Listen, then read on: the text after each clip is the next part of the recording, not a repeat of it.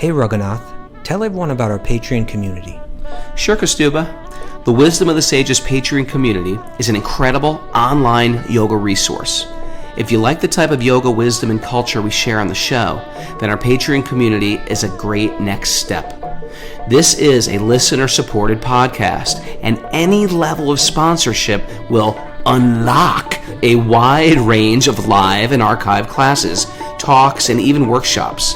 Raghunath teaches, I teach, and we have a host of other excellent teachers on topics ranging from yoga philosophy, asana classes, storytelling, Ayurveda, kirtan, cooking, meditation, and a lot more.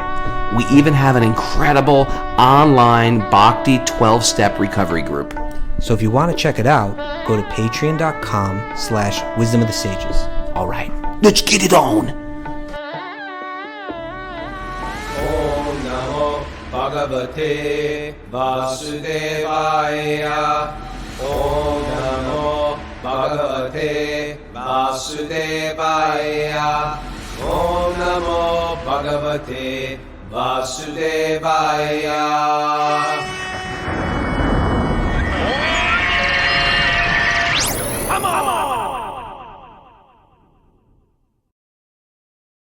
Live from Super Soul Farm, this is Wisdom of the Sages, a daily yoga podcast with your host, Raghunath, and co-host and senior educator at the Bhakti Center, New York, Kastuba Das. Welcome to the show, everybody. Welcome to Friday's study immersion of the Srimad-Bhagavatam in an exciting place. And I'm having an exciting day, Kastuba. You know why? It is the burn ban has been lifted here in upstate New York, which means everybody who's got some property has a big pile of trees and branches from the winter. Everybody from the Saber retreat, we cut down a dying tree and we made a big burn pile, and I burnt it last night. It's been burning all night long, and that's exciting. Fire's exciting. Sure is. It's like, it's almost like we used to stare at fire and ever like look Did at we? fire. Did we? And yeah, didn't you just ever sit at a fireplace and just look at the fire and people say nothing? They just look at it. And then that same type of heat energy has been transferred to like Netflix. Now we just stare at Netflix, but there's something pure about just staring at fire and calming. No one's calm after watching Netflix, but look at me. Look how grounded I am today. I've been watching fire for 10 hours. And now me and Mare are off to Brimfield. Do you know what Brimfield is? It's a Never heard of it. Oh man, it's a thing. It's a thing. Brimfield. You live upstate. Timothy Tucker, the Chief, and Lori, they probably know about Brimfield. It's a big, it's a massive, the whole town becomes like a flea market. Brimfield. Yeah, and people just go. And There's all kind of stuff there that you don't need. All time. No, you need it. All right. Consumption. You need to consume these things. No. Okay. Yeah. Some real good bargains there. Great bargains and just cool things in general.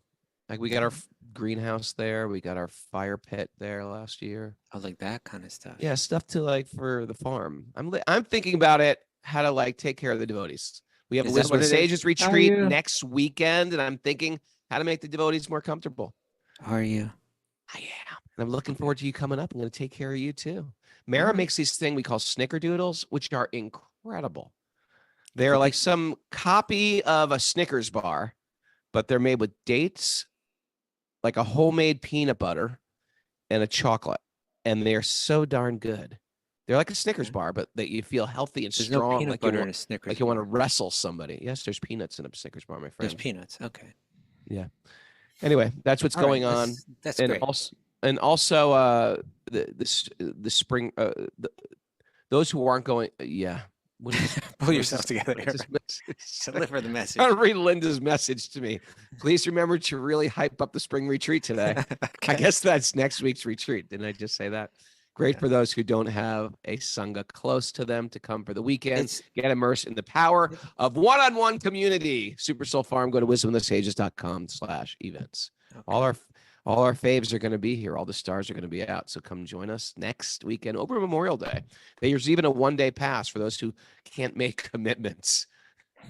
All right. Okay. Mara. Good morning. Mara doesn't come on the show anymore. There we go. She's a little mouse. I'm here.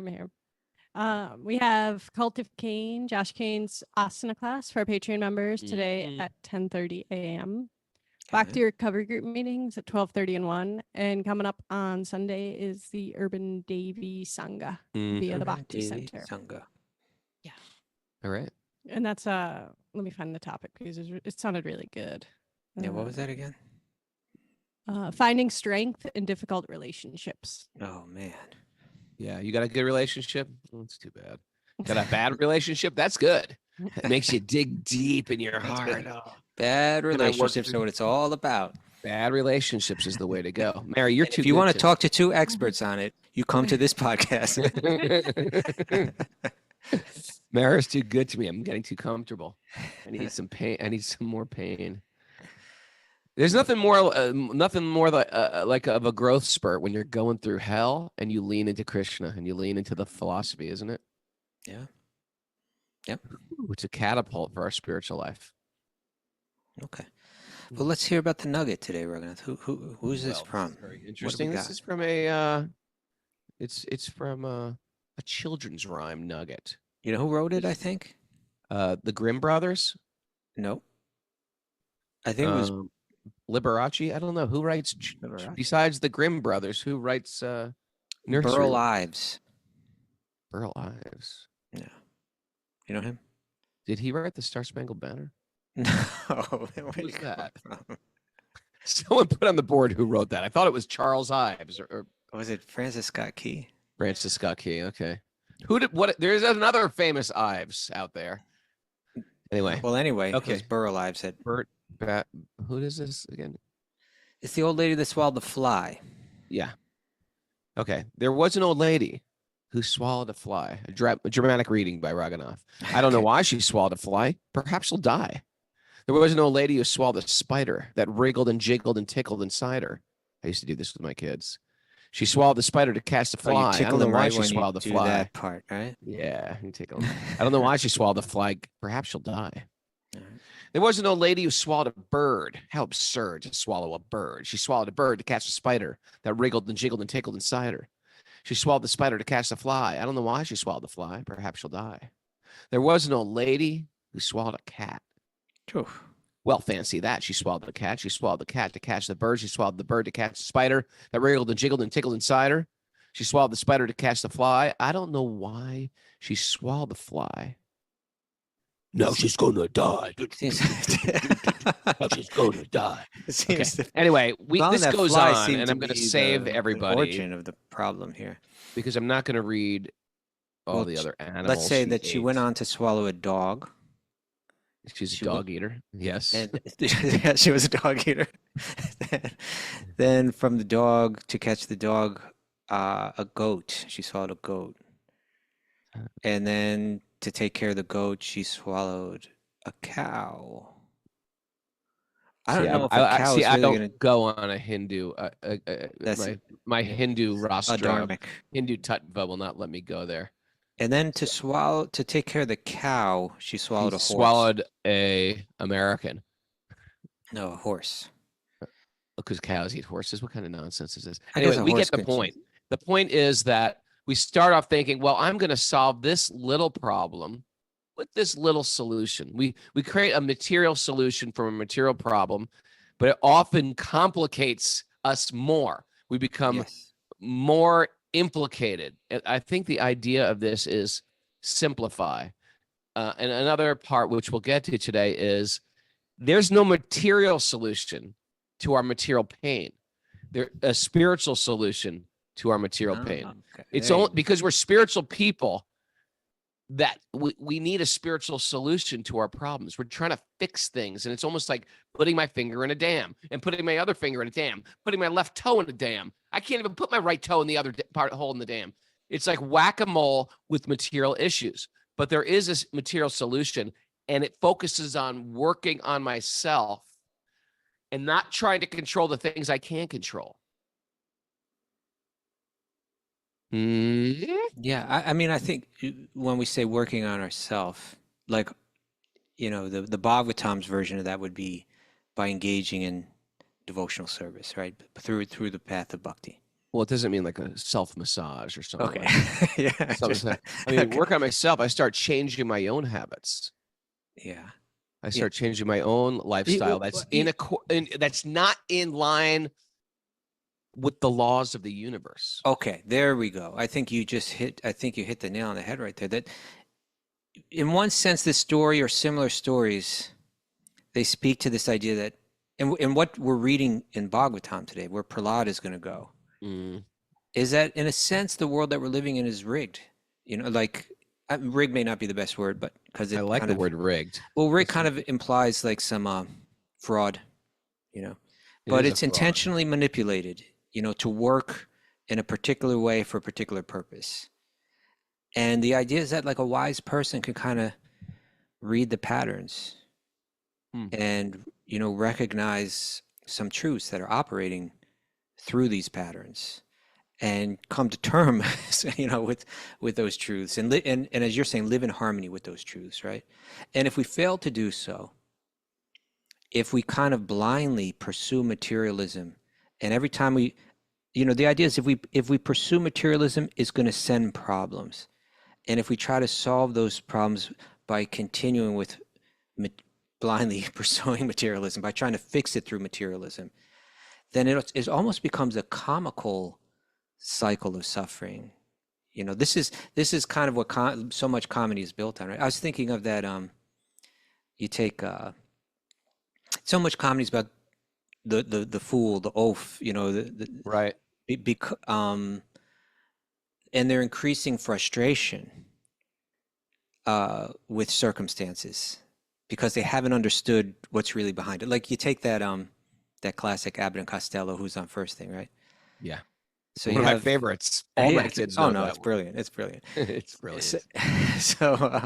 So you have, for those that are unfamiliar, you got to Google that one, Abbott and Costello, Who's on First. Abbott and Costello, Who's on First. You will have hours of entertainment, and your kids will. You may have to know a little bit about baseball for foreigners, but you don't even have to. Yeah. But the idea is, he's saying who's playing first base, who's on first, and the idea is that the person's name on first base is who. So Abbott responds by saying, "Yeah, that's right. Who's on first? Yes." And then, well, what's the name of the guy on first? No, what's on second? Who? What's the name of the guy?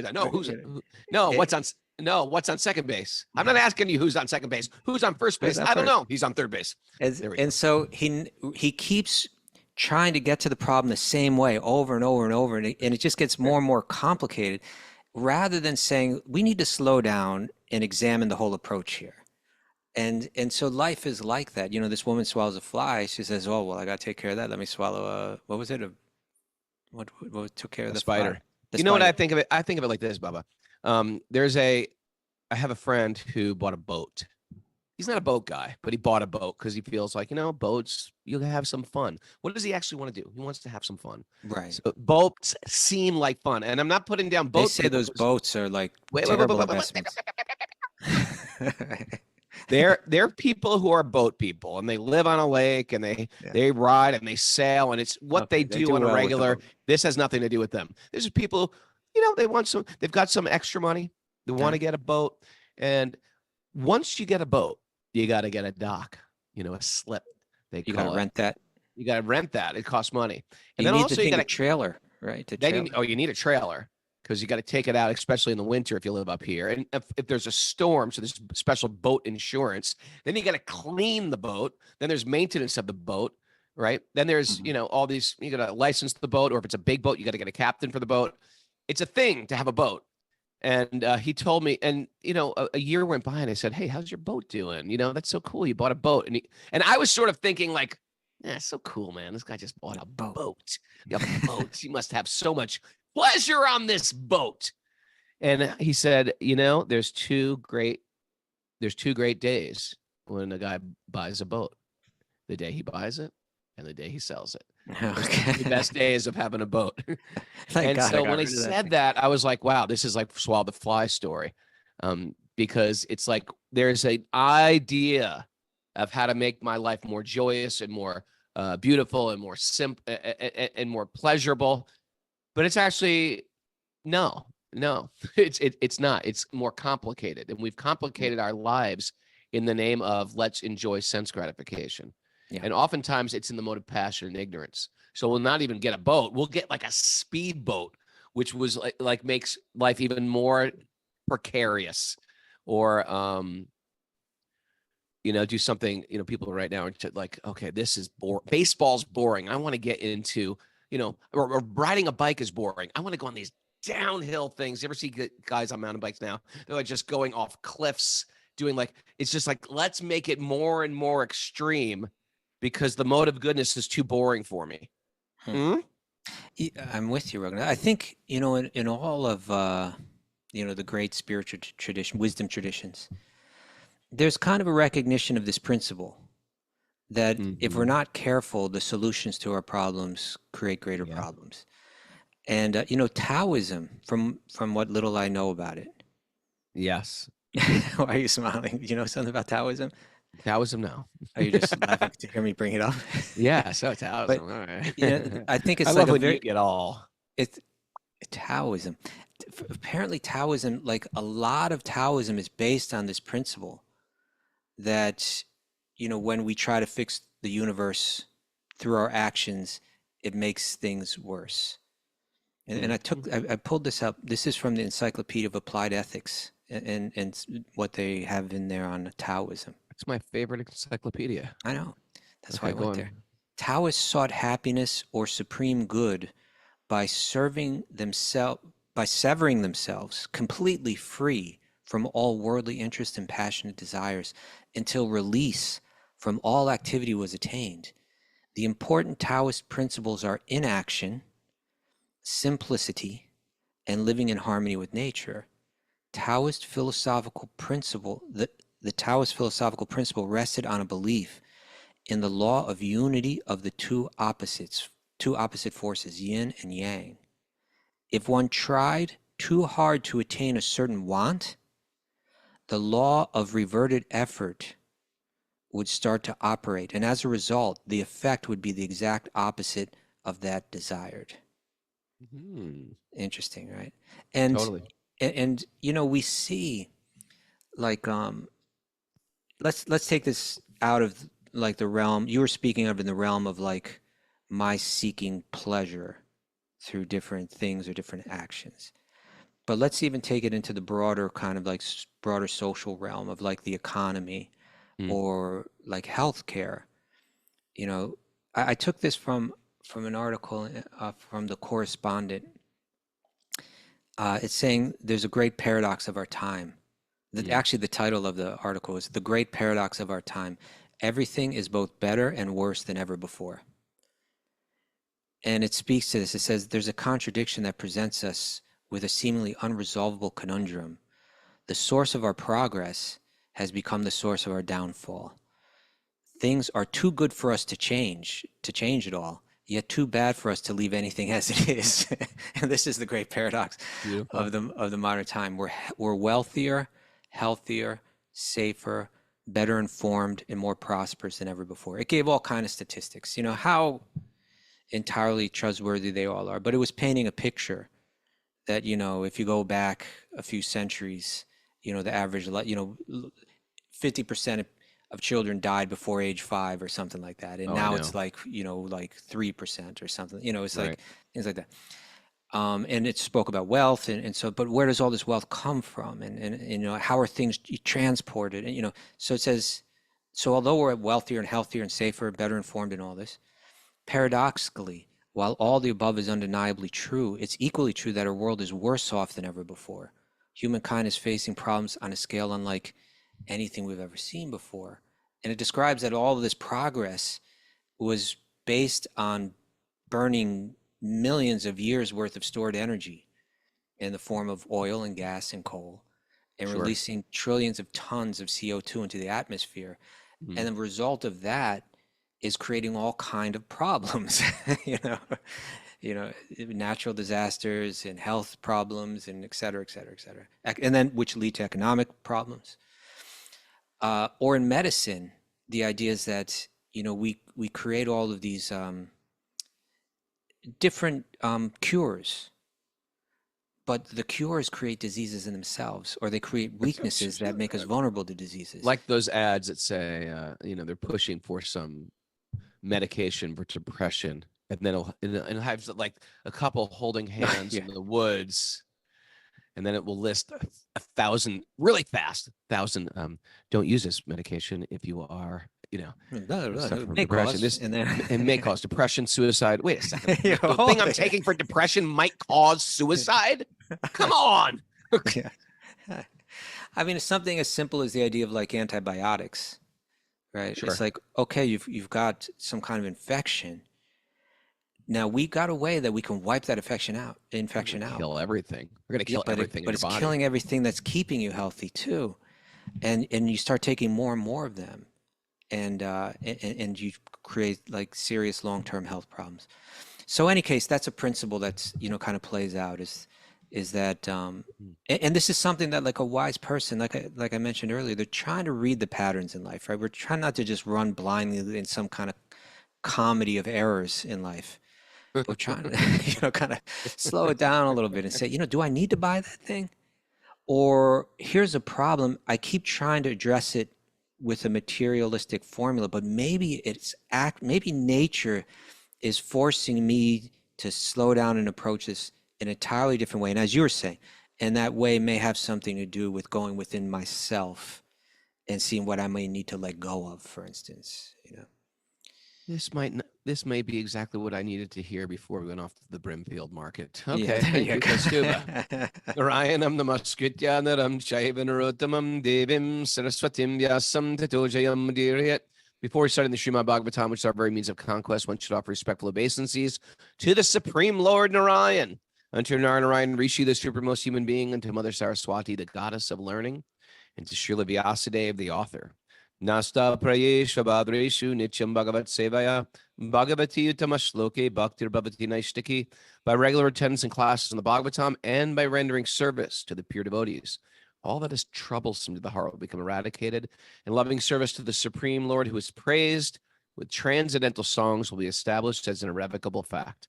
Om Gyana Tamarandasya Gyananjana Salakaya Chaksurun Midatam Yena Tasmai Shri Gurave Namaha. I was born in the darkness of ignorance, and my teachers are opening my eyes with a torchlight of knowledge. I offer my obeisances at their lotus feet. Reading from the Srimad-Bhagavatam, Canto 7, Chapter 9, Text 17. We're in a hot spot. We're in an exciting spot here. What's going on? I can't remember. I don't know what's good. I just remember it's hot. I just remember it's hot out there. You have Prahlad, the young boy, offering prayers to Lord Nrsingadev. Yeah. Who just this ferocious form of Lord Vishnu, who just killed this evil mystic king and tore him apart.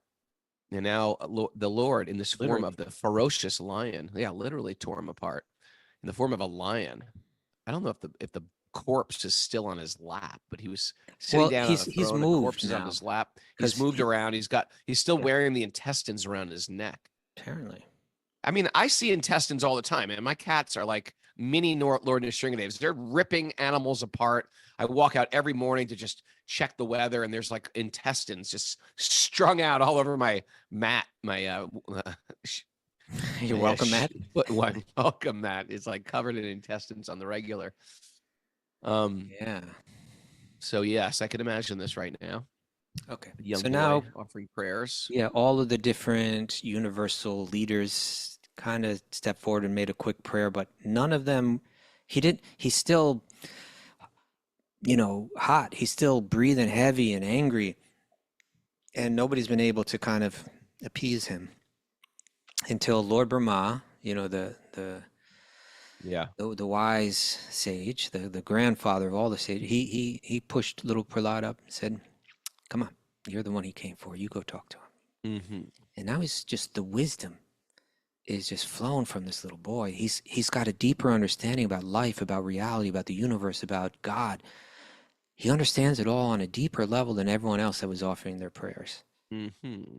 And some really important life lessons are coming out. All right. That's exciting. Oh, great one. O Supreme Lord, because of combination with pleasing and displeasing circumstances, Mhm.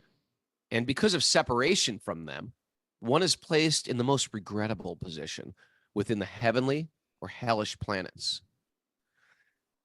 By the way, that might sound very far-fetched. If you're new to the show and you hear about a heavenly planet, a hellish planet, what the hell are they talking about? Listen, if this is too big of a pill to swallow, think about Listen, your maybe own you're life. just not ready for this Maybe podcast. you're just not ready. You're gonna have to man up here. You could just look at your own life. We've been in heavenly places in our life where things are just working out smooth and I'm in the flow. And then we've been in some hellish places in our life where things are just like tragic. We've been through some tragedies in this life. Okay. Or you could even say places in this world. Some are more heavenly, some are more hellish. Oh, God. Yes. You ever been to Hawaii? Heavenly. Okay. You ever been to Newark? Hellish. As if, all right. So one is placed in the most regrettable position within heavenly or hellish planets, as if burning in a fire of lamentation. Although there are many remedies by which to get out of miserable life, any such remedies in the material world are more miserable than the miseries themselves. Well, There we go. can I challenge that one then? Well, what if you are like living in some horrible, horrible place where there's danger at every step? You don't think it's better to get out of that position? Okay, we'll talk about that. Finish the Okay, verse. okay. Let's get... Therefore, I think that the only remedy is to engage in your service. Kindly instruct me in such service. Now, I get the gist of it. That what if our mind is uncontrolled? Who did I? Oh yeah, man, I had a great talk with Roddy Keish the other day. Vedic astrologer. Incredible, empowered and Vedic astrologer. He does a lot of charts for people on listen to this show. And we were talking about, and we've interviewed him on interview. Were you talking about other people's charts? Tell me Yeah. about this person's chart. Tell me about this person, what they're up to. It's all about Kastuba. I want Kastuba insider info on Kastuba, please. No, but he was telling me, and if you've listened to one of our interviews, he had a really fascinating, plot change in his life. He was a doctor, head of a medical center, and one of his doctors got busted for I can't remember how much I'm allowed to say, but they took him down and they put him in jail. Not his doctor, him, because he was They responsible. put him for in jail because he doctor ran the medical center, Right. and he didn't even know about it. And it was one of these things where, don't worry, you're going to get out of it. And he didn't. He had to do time in jail. I think because they decided they needed to set an example. So I can't remember what it was. It's in Even our. though he wasn't really, whatever the DA felt an example needs to be set to prevent this from the future. And although he really had no intention to commit a crime. Right. So, okay. So my point is he was in a horrible situation. And during, he just told me this little extra piece of info. I hope I'm not sharing anything I shouldn't, but it was time for him to get out, but it was during lockdown. But it was during lockdown, and they had to put him because, in the days of lockdown, you had to quarantine first. So they quarantined him in solitary confinement. Wow. And it was like it was miserable. But I said to him, you know what? I have the wrong person in prison. Anyway, I'll tell you the same thing, sir. I think what's happening? We're talking about another person now? Story about another person in prison. But the point, I think the point is the same though. Once we accept, okay, you know what? I'm here, and I'm just gonna deal with it. Right. Then you're almost free from it. And if you're thinking, well, I'm gonna get out of here, I'm gonna make it out of here. If I can only get out of here, I wish I was somewhere else. Then pain becomes more excruciating. Mm-hmm. Yeah. I had another. No, that's interesting. Yeah, I had another friend that was coming to terms with our circumstance rather than constantly trying to fight them. Exactly. Okay. Exactly. And all you can do is work on how you're relating to your mind today. Work on how you're relating to your health today, to your body, to your thoughts today. And you sound actually, like a Taoist master, Raghunath. Everyone should go back and listen to that. There's 2 good interviews we did with Radhi Kesh Das. Okay. But I had another friend, a very nice guy who was also in prison for 5 years. And it was one of those things. He should have been out. And he was in an Indian prison. Oh, that's tough. Hit him. Oh, it's tough. And it was like he should have been out. And I said, how did you deal with it? He goes, I suffered for 3 years because everybody kept on telling me I was going to be out in a week. I was going to be out in a week. So I just sat in anxiety. And then finally I accepted I'm never getting out of here. Oh, okay. And he goes, and then I was really, he got out. And This is like what you said about the boat. When you said the thing about the boat, it reminded me of this, but there's a saying, there's only 2 days you do when you go to prison. The day you go in and the day that you go out. What does that mean? There's 2 It days means of what? you got to learn to come to terms with it, there's a shift. I go in. and you What's come the to terms. statement again? Say the statement again. There's 2 There's days. 2 days, like people, how many years are you doing in jail? Well, and they say, well, you do 2 days. The day you go in and the day you go out. I don't get it. Okay, I was trying to explain. In other words, there's 2 shifts that take place. There's a shift when you go in and there's a shift that when you go out. And if you just come to terms with it, it's just like, that's it, But if you're constantly thinking like, oh my God, I'm suffering in here. How can I ever get out? Oh, if only I were out. If you dwell on that, then it's like a very long term. But if you just go in, deal with it, go out, deal with it, It's like 2 days. It's like 2 shifts that you got to deal with.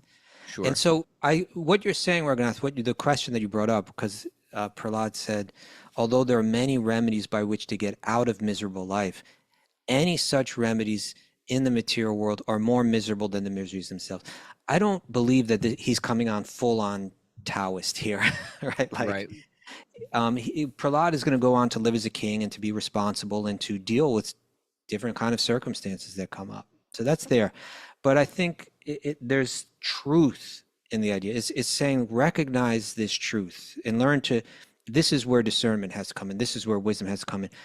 Should I try to shift this circumstance? Is that my duty right now? Is that the wise path? Or perhaps there's no need.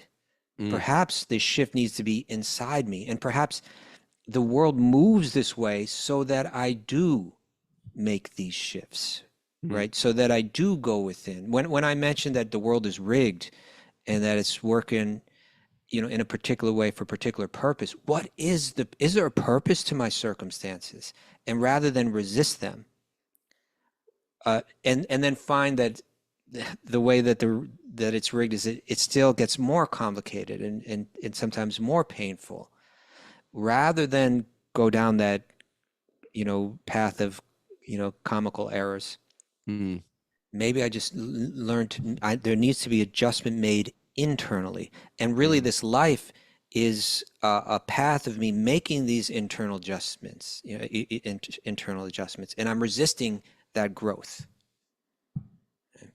I like that. I think that's what the Taoists were getting at. I don't. Our philosophy of our Bhakti philosophy. I'm not saying that that it's entirely like this Taoist idea. What they said that the principles of inaction, simplicity, and living in harmony with nature. That's the main thing. But they say they sought happiness or supreme good by severing themselves completely free from worldly interests and passionate desires. I don't know if we say you don't necessarily have to sever yourself entirely, from the world, let's say, or in one sense even worldly interests, but we have to put those worldly interests in the right context. We have to understand them in the right context, and in such a way where we're not resisting the internal growth that we're meant to experience through adjusting ourselves rather than trying to adjust the externals.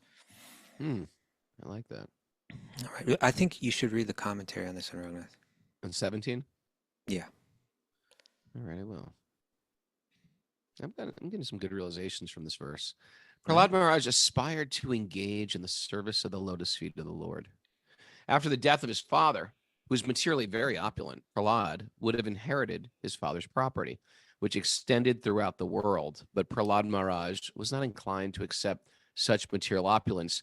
For whether one is in the heavenly or hellish planets, or is rich or poor, or is a rich or poor man's son, material conditions are everywhere. There is no condition of life. Therefore, no condition of life is at all pleasing. If one wants the uncontaminated pleasure of blissful life, he must engage himself in the transcendental loving service of the Lord, right? Because it just is going to satisfy my ego. And we know that won't satisfy me. The I'm not body, an the ego. You're right. But the more I try to satisfy my ego, the more I'm in pain. The That's more I the try to rigging. satisfy my soul, I feel happy. It's just simple math. Okay. When a poor man is rich, he may be better situated, but to come to that position, he had to accept many miseries. The fact is that in material, I know so many people like that are my age. They've done so much work in the material world, hmm and sometimes you work really hard, you build something, and then all of a sudden it just crumbles. All that you've worked for, Yeah. and it was just to get a little security. Yeah. The fact is that in material life, whether one is miserable or happy, both conditions are miserable. If one actually No, wants that's a big happy, statement. We should probably discuss it, but keep reading. okay, if one actually wants happy, blissful life, one must become Krishna conscious, God conscious, spiritually conscious, and constantly engage in the transcendental loving service of the Lord. That is the real remedy. The entire world is under the illusion that people will be happy by advancing in materialistic measures to counteract the miseries of conditioned life, but this attempt will never be successful. We somehow spun businesses like this, a whole business, just like, I was listening to a good gardening podcast yesterday, Mara. Just didn't share Gardening this. podcast. Gardening is like an industry. Just to garden is an industry. They make planters, they make fertilizers, they make compost, they make potting mix. They make raised bed mixes, and it's I just went like an out and I got industry. myself a 5-pound bag of compost the other day, Raghunath. You did. Good for you. I want you to know that. Good for you. You bought into their matrix, my friend. Let me tell you about this podcast. It was just like, I keep it so simple. The best things for mulch, you just go and get. And this guy doesn't water his garden. He just keeps leaves on his soil. The And point of being, course, the leaves break down, and the leaves become part of the soil and enriches the soil. And it's like the simplest gardening methods ever. He said he never waters.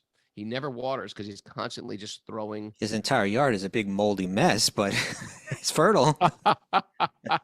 Well, that's just part of like It's nature. our idea of what a beautiful garden is, Okay. But he's got like a little food forest. Anyway, but yeah, but we live in a world that tries to sell us things constantly, and there's spin-offs of things. You need a hanging planter. You need again, you need compost. You need most of the stuff. You need even just like my foraging stuff. There's so much stuff that's just growing without you don't even have to plant it. Just figure out what you can eat that grows in your yard. Okay. We've complicated our lives. There's even to drive from our house to Chatham, there's wild apple trees all over the place. You see them on the side of the road. Wild apples, wild pears. Harvest them, brother. I know. Okay, anyway, you get my Continue. point. The fact is, in material life, whether one is miserable, if one wants happy life, blissful life, okay, that is the real remedy. The entire world is under the illusion that people will be happy by advancing materialistic measures to counteract the miseries of conditioned life. But this attempt will never be successful, Kostuba. Stop buying your mulch. Humanity must be trained to engage in the transcendental loving service of the Lord. That is the purpose of Krishna consciousness movement. There can be no happiness in changing one's material conditions. For everywhere, there is trouble and misery. Good morning. Good morning, everyone. Okay. We're just here to cheer you up, and we've lost another 100 listeners. No. Now let's go back to the sentence. The fact is that in material life, whether one is miserable or happy, both conditions are miserable. Yeah. There's a lot of ways one could approach it. Here's one way. Tell me what you think of this, Raghunath, okay? If you like this, you take it and you run with it. Okay. All right. Let's keep this. The nature of, according to Vedanta, the nature of spirit is that it's eternal, unchanging. Yep.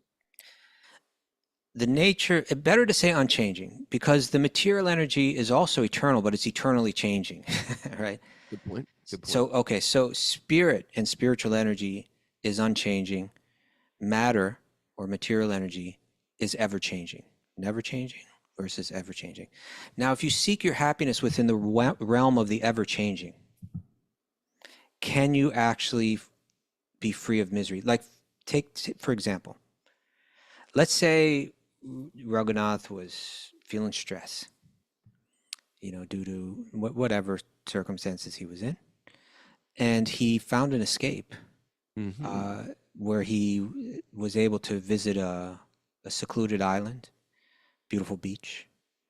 He's sitting on the beach in the beautiful sun. Nobody's there to disturb him. And he's got a pina colada right there. He's actually really enjoying life. I've done this before. Okay. Sans the pina colada. Okay. Is pina colada alcoholic or is it? It is. Okay. Put rum in it. Skip the pina colada. I can make a incredible mocktail version of one. Okay. I will make you one. That's what you've got. That's When what you come next week, I'm making you a pina colada. You said Okay, that in go front of your in front of your altar, in front of the deities. I'll make you a pina colada, Bubba. Are you a man of your word? Yes, I am. Okay. Yes, I am. But say that along with that arrangement, every 10 minutes, someone was going to come along and just full on smack you across the face with, let's say, even like an impediment, or like a rather a I don't know, something that really hurt, So I'm on a tropical island, but there's a person there who slaps me repeatedly on a regular basis. Yes. That you knew it was going to come every 10 minutes, or even if it was every half an hour, right? You knew that this very painful smack is coming. Now he smacks you and then he goes away, and you're right back in that peaceful circumstance. But you know he's coming back. Yeah, this is called what you get when you go into the war, post-traumatic stress syndrome. You're always, everything's beautiful, but you're afraid you're going to step on a mine and blow your leg off. Yeah, could we describe your situation there? Would we describe your situation as miserable? Yeah, this is miserable. I mean, yeah, on one hand, everything's nice, but on the other hand, I know I'm constantly like suffering from knowing that I just keep having to endure repeated pain. That's material life. Okay, I don't think I'm going to use this analogy. I appreciate it, but I'm not Well, going to use it. I'm going to go right back at it. I'm going to go. No. I like using this. It's a beautiful minefield. You're walking through a tropical, beautiful minefield. Is it actually pleasurable? You're in the most beautiful place. There's rivers, there's waterfalls, there's fruit trees, and boom, leg blows off. Well, then you're dead. Well, not necessarily. You get maimed. Okay, I think mine was a little better. There aren't mines. Let's go M80s or something. Let's just read the sentence again. The fact is that in material life, whether one is miserable or happy, both conditions are miserable. Even your happiness, there's a sense of unless you're just totally blind, you have to realize that I'm living in a world of pain. It's the dilemma of how do you find eternal happiness in a temporary world? How do you find eternal happiness in a temporary? And that's the Rubik's Cube we're struggling with. The best we can do is be as stable. And I think most people get this. We want a stable relationship. We want a stable living condition. We want stable food. We want some stability in our life. We want something that feels eternal. I want to feel like I've been living in this house for 10 years now, and that feels good. This is my home. But underlying that, the devotee constantly cultivates that. Remember, this is all temporary. And I think that's the best we can do. We don't have to be depressed that it's all temporary. We have to just be moving our investment to the eternal, to the spiritual realm, to the spiritual realm, or else we're setting ourselves up. There is no permanence in a temporary world. I can't feel safe if I get a beach house that's made of sand and the tide's coming in. I'll never feel safe. Right. It could be the most beautiful beach house, but if I'm right on the edge of the ocean and the beach is made, and the house itself was built out of sand, that is a sand castle. Right. So I think our underlying theme as devotees is, listen, the world is temporary. Understand that, get it, be dependent on Krishna, and try to keep things as long lasting as you can. Friendships, relationships, homes, regulate your diet, regulate your sense gratification, regulate it. And then, but lean into the spirit, because things could turn on a hairpin turn at any moment. And they do. And they do. For sure. And, And we're so, here to remind you of that, so you're not too happy. How so about that? imagine Raghunath is on this one island. What'd you say? Nothing. I missed nothing. it. Okay, imagine nothing. You say that like you pitiful guy. No. You could never understand. No, imagine Raghunath is on his island getting smacked every 10 minutes. And imagine David Charles Wilson is on a neighboring island where there is no such smacking going on. Hmm. From David Charles Wilson's perspective, if you ask him, if someone said, oh, yeah, Raghunath's over there on that other island, the island where you get smacked, oh, how miserable. Well, no, because there's a lot of happiness there. It's like, it's beautiful. No. Over here, there's no smacking. It's like, there's none of that. So another way to look at this sentence is from the spiritual perspective, from the liberated perspective, that even the happiness in this material world is miserable, right? What to speak of if you could what if you weren't on a beautiful island and you're getting smacked all the time? It'd be like, oh my God, that's really miserable. And that's why, the monastics, or like when you and I were monks, you actually practice giving up all the comforts of the world. Let them go. You just say, okay, you know what? I'm going to figure out how to be happy with nothing. I'm going to figure out how to be happy without a bed, without, all the things that people lean into for comfort. Okay. You like your bed? I got no bed. I sleep on the ground. You like your freedom of doing whatever you want, whenever you want. Can't do that. Got to do that. You like sleeping in? Can never do that. Like staying up late? Can't do that. Like going to the movies, watching TV, listening to music? Can't do that. Hang out with girls. Like I can't do anything. Can't do that. It's like I can't do anything. Yeah, you can't. Yeah. And now, can you be happy? What to speak of? Some monks take on more austerity. Right. We're going to sit and we're going to chant. Oh, where are we going to chant? We're going to sit on a cold marble floor for 2 hours and you're going to chant. That sounds like, if we weren't into this, we'd sound like that's the worst thing. Sit on a cold marble floor. That's miserable. It's miserable. And so you're left to find pleasure. That's why I like the cold plunging community, because they have to really change their mind of sense gratification. No one wants to go. No one's like, ooh, cold plunge. They're always like, okay, here I go. I got to face off with my mind again, or cold showers. It's the same thing. No one likes to do it, but there's some higher benefit from doing it. So in the same sense, in the monastic life, I'm going to strip away all my external happiness that I get on a regular basis, and I'm going to have nothing, and I'm going to figure out now how to I'm going to figure out this puzzle of material existence, how to be happy with nothing. Okay. And then if I lose everything, it's okay. I understood it was never mine in the first place. So even if you have a home or a family and you have stuff that you could feasibly lose, we just understand we love these things, but we don't possess these things. At any minute, they can leave. Don't make that your comfort. Make God your comfort. Up until that last sentence, you sounded like a Taoist master, Raghunath. I know the Tao. We got to get you a yin yang T-shirt. Yeah. Cooler. Nice. Cool Maybe robe. medallion. I'll wear that. Maybe a diamond encrusted medallion. Yeah.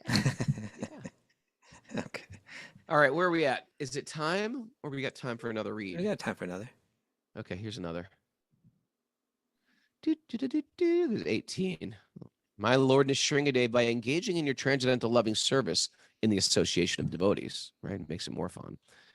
Who are liberated souls, I shall become completely uncontaminated by the association of the three gunas, right? The three modes of material nature. Yeah. And be able to chant your glories of your lordship, who are so dear to me.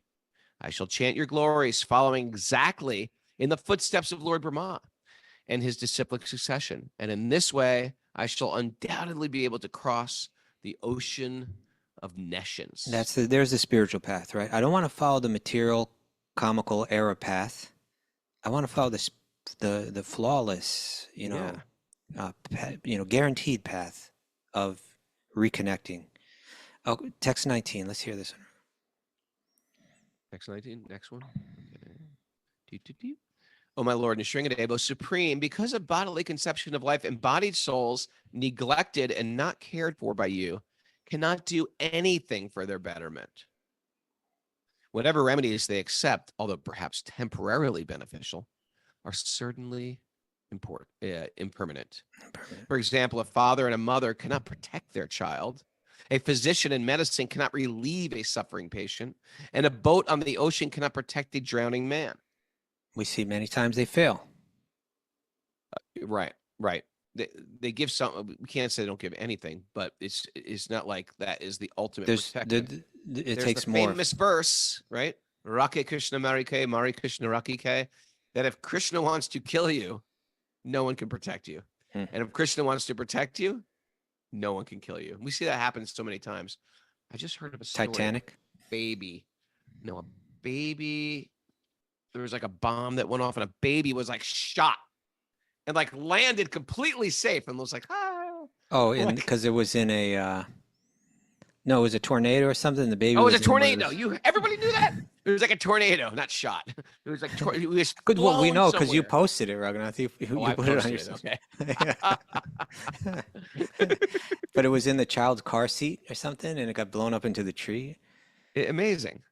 All right. And sometimes we see that happens like, wow. Or you know what I also follow? I follow near-death experiences where people like so many, like you see like a train. There's a famous one, the guy in India, and a train's coming at the 11th hour. He jumps off his motorcycle, right? Like the train is an inches from him and it just plows through his motorcycle. And you're like, oh my God. Anyway, there's a lot of these. Now that people have cell phones, you see these a lot.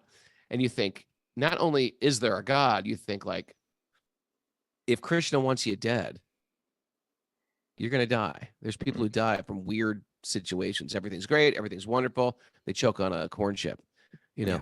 or there's people who's like, they should have been dead and they saved. Well, You and don't- me have been dead. Okay. Like crazy people we hung That's out right. with in our childhood. All right. But you know, again, he's repeating that whatever remedies they accept, although perhaps temporarily beneficial, he's giving that much. They're certainly impermanent. And you know, let's look at the circumstances here, right? His father's entrails are like all over the room, you know.